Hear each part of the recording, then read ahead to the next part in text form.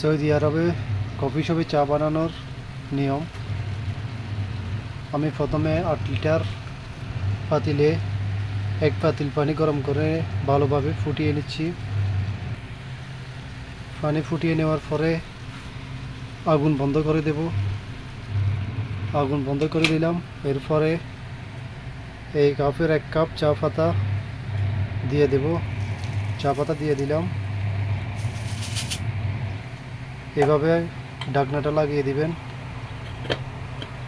বরাবর 10 মিনিট রাখবেন।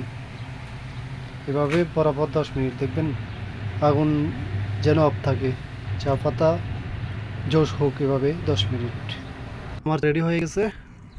10 মিনিট হয়ে গেছে। এখন এক পাতিল থেকে অন্য পাতিলে ঢেলে নিচ্ছি, যেহেতু চাগুলো নষ্ট না হয়, চা পাতিগুলো আলাদা হওয়ার জন্য। মনে রাখবেন, যদি চা পাতা বেশি দেন তাহলে চা ঘন হয়ে যাবে বেশি।